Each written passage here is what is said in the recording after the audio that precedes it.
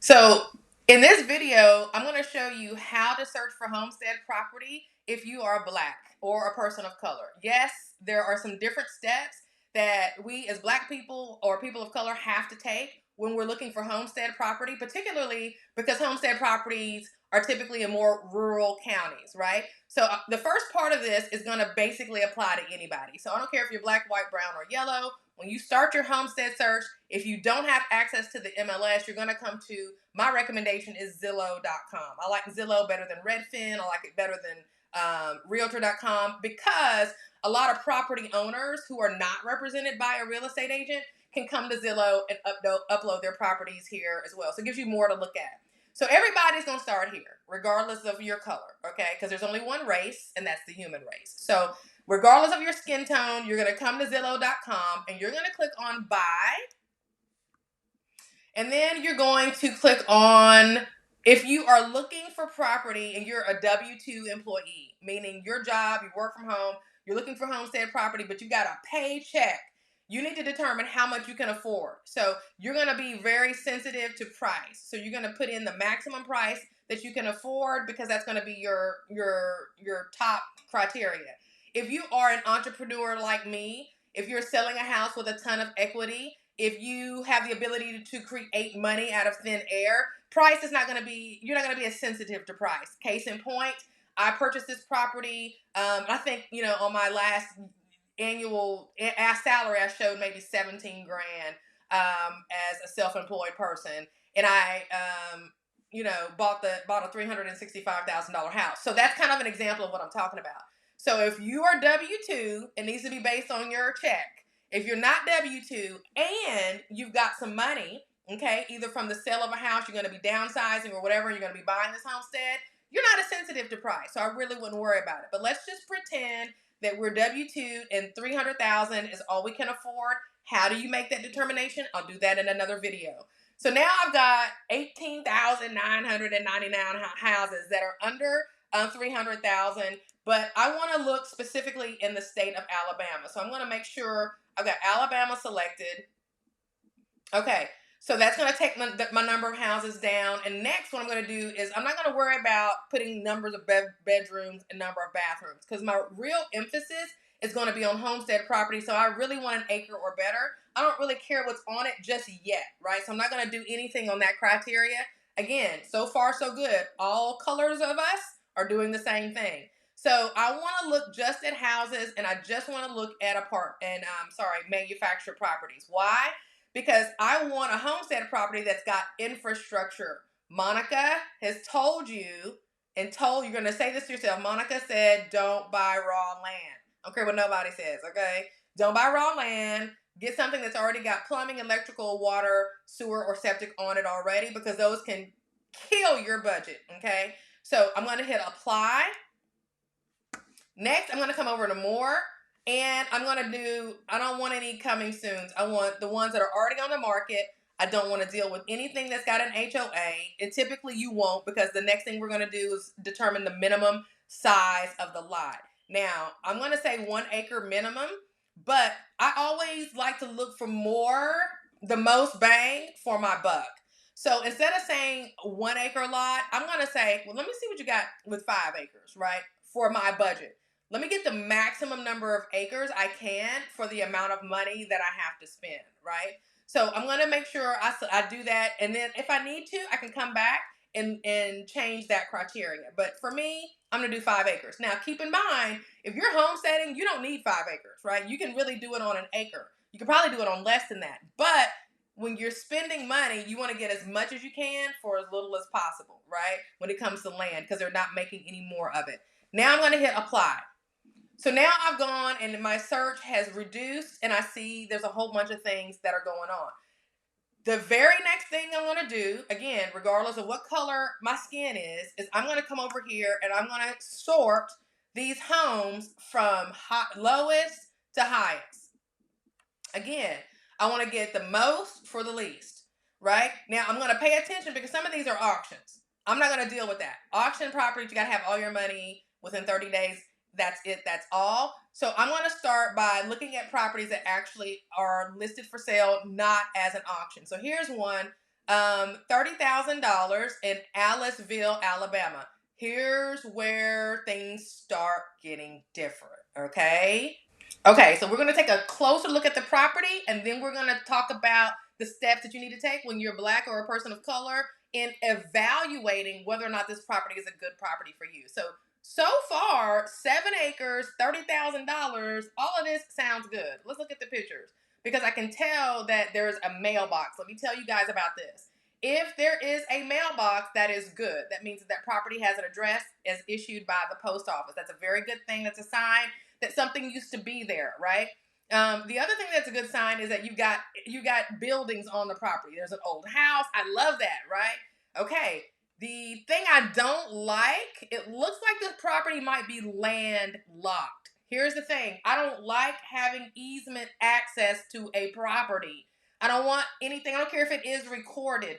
I want road access, road frontage on any property that I buy personally. You might be okay with a recorded easement. And what that is that's when the deed has recorded that you have permission to access the property. I don't like that, okay? Yes, it's okay, but I personally don't want I don't want anything funny to happen with that recorded easement later on down the line. Not that it could, but in my mind, I'm always thinking like, okay, what if something happened? I want to be able to get to my property from the road, from a city road or a county road, okay? So that's my little spill on that. So it looks like it might be landlocked and that might be the challenge. But then I'm looking at the property. The first picture, it's on a road. I don't know if this road is a city or county road, though. It could be through somebody's farm with a recorded easement. So that's something to take into consideration. So far, so good. Let's read. Wooded, 7 acres with pecan trees in Sumter County, half a mile from the river, which means I'm going to be focused on FEMA flood zones, the 100-year flood zone, 1 mile, from the boat ramp. The property has previously had water, septic tank, and power. It would be great. It would be a great location for a home if you love the river. And it's been on the market for 497 days. Okay, so far so good. So if I'm looking for a homestead property, this one might work. But I have to, as a Black person, consider a couple of things. And Google's going to help me with that. So let's talk about what types of searches that I typically do when it comes to analyzing whether or not, my 4 boys, if they came to visit me and they all have dreads or braids or this and the other, and I know that they're good kids, right? But if they're coming to visit me and they're driving down a county road at 10 o'clock at night and that sheriff isn't used to seeing brown boys, okay? You see what I'm saying? Listening to whatever they're listening to coming out of their car, and I got to think like that as a mother of 4 sons. Or you see what I'm saying? 4 Black sons. So this is where things start to get different. You know what I'm saying? So now I'm going to go to Google and see if Google can't help me out with some demographics. Before we dive into demographics, there's something we need to verify, and you need to do this on everything that you see on Zillow because a human being entered this information and humans are subject to error, okay? So as we see here, it says here, Sumter County, Alabama. This is where the person who did the data entry is saying this property is located, Aliceville. Now, there are some cities or some properties that are going to be straddling more than one county, and that could be the case here. So what I'm going to do is do a little bit of research and verify the county before I get too deep. So Aliceville, Alabama. I'm going to say, what county is Aliceville, Alabama in? Okay, and it's telling me right off the top, Pickens County. So now I'm confused because Zillow told me it was in Sumter, and if I start doing all of my research in Sumter, I might be getting wrong data. So it's saying Aliceville is actually in Pickens. So let me ask Google another question. Are there parts of Aliceville, Alabama in Sumter County? Because like I said, the 7-acre property may straddle too. No, it's saying Aliceville is in Pickens. So it looks like it's solidly in Pickens County as well too. Okay, so that's where I'm going to go with. I am going to rely on my research, and I'm not going to do my research for Sumter County. I'm going to do my research for Pickens County. Well, Monica, what research are you talking about? First and foremost, I'm just going to see if Aliceville, Alabama is a safe place to live. So I'm going to go and see if what Google says about that. So it says it's a great place to live, to raise children. The town itself has gone down in a variety of ways, such as nowhere to take your children locally. So there's not a lot of places. Now, let me go into the demographics. Like, what are the demographics of Aliceville, Alabama? And this is basically going to tell us the different, white, black, Hispanic, whatever the case may be, Asian. It's gonna break that down for us. And so in Aliceville, it looks like. Let me go back to the census site because it's going to be more detailed. Let's see if we can find a census.gov or a .gov site. It doesn't look like it. We'll go with this one, Aliceville, at the censusreporter.org. Okay, so race and ethnicity. So Aliceville is 85% black, 14% white, and 52% female. Okay, so it looks like it's a predominantly black city. Now, when you are buying a property in a rural county, what you want to do is look at the sheriff's department for the county. So what I want to do next is I want to go over to Google. Now that I kind of got the lay of the land as far as the city itself, now I want to go back over to Google and look at the sheriff's department. Because when you're in the country and you call 911, the city police ain't coming. It's the county. It's the sheriffs. So you want to see Pickens County, Alabama Sheriff's Department. Okay. Pick prison and care. Okay, no, that's not what I want. Pickens County, Alabama Sheriff's Department is what I searched for.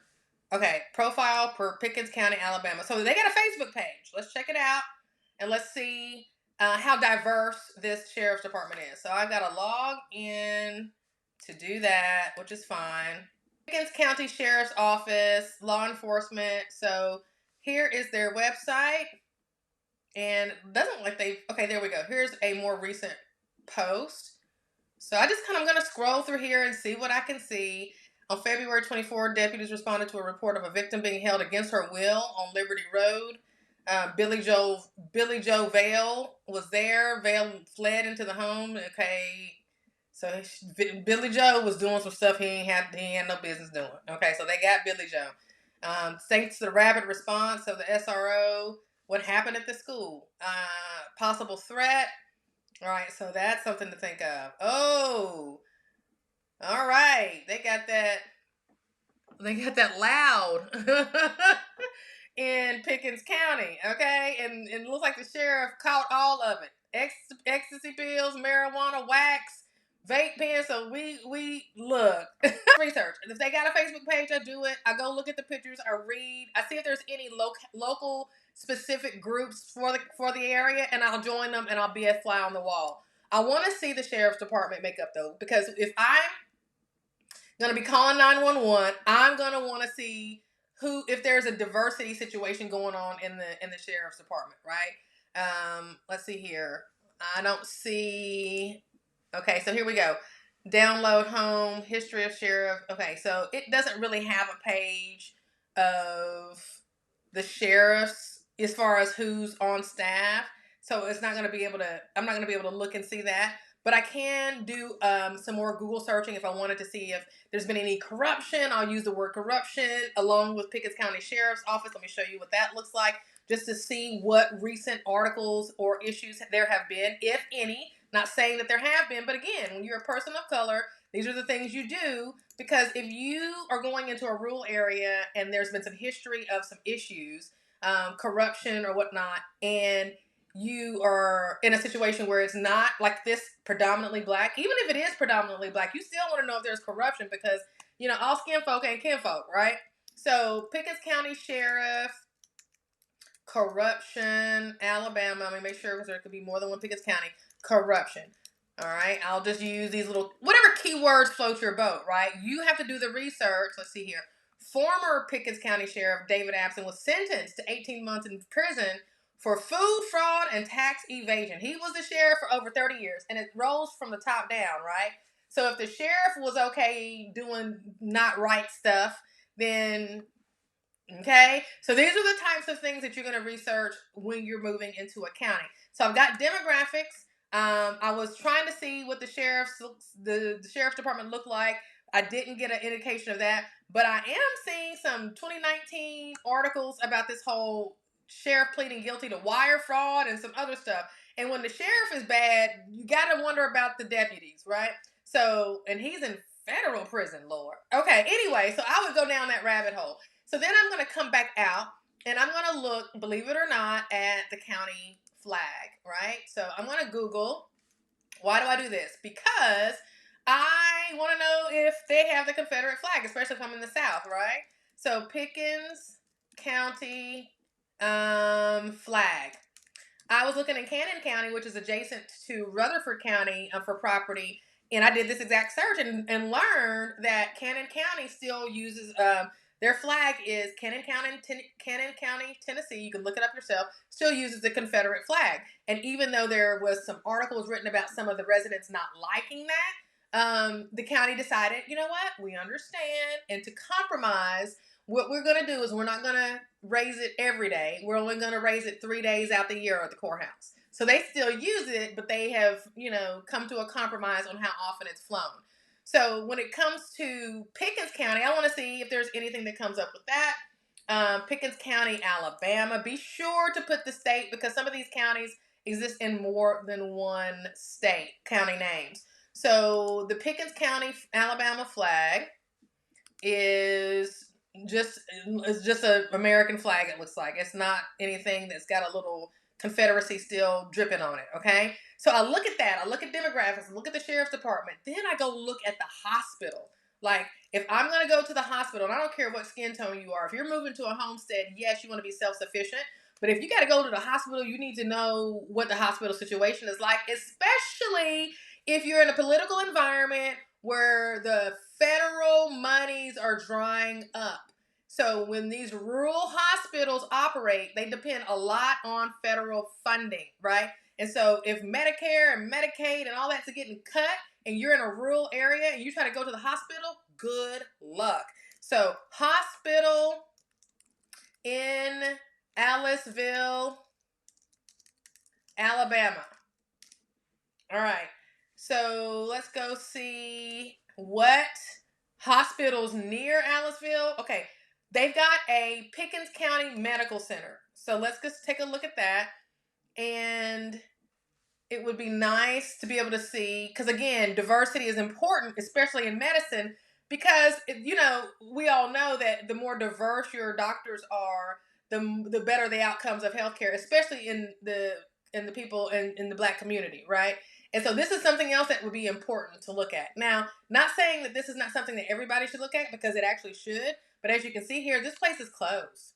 Okay? So if you're going to move to Pickens County, you're going to move to Aliceville with the 7 acres that we've been looking at. You need to understand all of these things. These are the big things.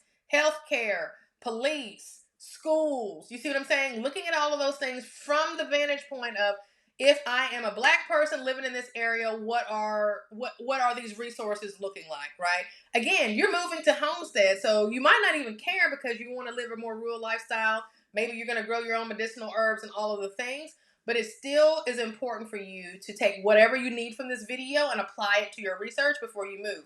Because there are some counties who just don't want people of color there. They've done a really good job in their marketing, and one of those counties is Coleman, Alabama, right? And so while we're on Zillow, I'm going to do a search specifically for Coleman, Alabama. And I actually had an experience where I was speaking to somebody from there, and I said, hey, is it true that, and before I got the last T out on that, he said yes, because he already knew where I was going. So some counties in some areas, in some states, do not make it welcoming, let's just say, for people of color to live there. They don't want it. And I heard through the grapevine back in the day that Coleman County, Alabama was one of those. So when I'm going to visit family in Auburn and I'm driving down 65 to go to see them, I don't stop in Coleman because I've heard from truckers, I've heard from people who live there who don't look like me, that all of these things are true, right? So when you're looking for homestead property as a black person or a person of color, these are the realities that we have to face. Again, you can live anywhere you want to. As a matter of fact, I had, in my younger years thought about, you know what? I'm going to be a pioneer and I don't care. You can't tell me where I can live. I'm going to live anywhere. Cause I'm not with the smoke, but I ain't scared either. I'm just, but I have gotten older and I have 4 sons who are varying shades of beautiful brown. And when I have to think about when they're getting off work, okay, at 10 o'clock from delivering pizzas and they're coming down that county road home to me, or they're visiting me from wherever they are if I move someplace else, I have to think about my boys traversing these streets. So those are the considerations that I put in place and the reason that I go to this level of research when I find a potential homestead property, okay? So if we're looking in Coleman, Alabama, as black people, you already know that's a dangerous thing to do, and they want you to know that because there's the word, I didn't make this up. This was way before me, but you would need to understand that, okay, before you started searching for property, because you might be interested in this. Let's see here. Oh, it just went away. Coleman County. Okay, well, you might be interested in property there, but you might, and if you don't know about it, then it being a place like that, a racist place, then you might end up in a situation. Okay, we don't want that, right? So when it comes to searching for homestead property as a black person or a person of color, you do have to go over to Google, search for the demographics, search for the sheriff, look at the hospital situation, figure out if it's something that you can deal with. If it is, great, go ahead and keep going with your due diligence. If it's not, then move on to the next property. There's plenty of it everywhere else. I'll see y'all on the next one. Let me know what you think of this video in the comments. I can't wait to hear your feedback. Peace.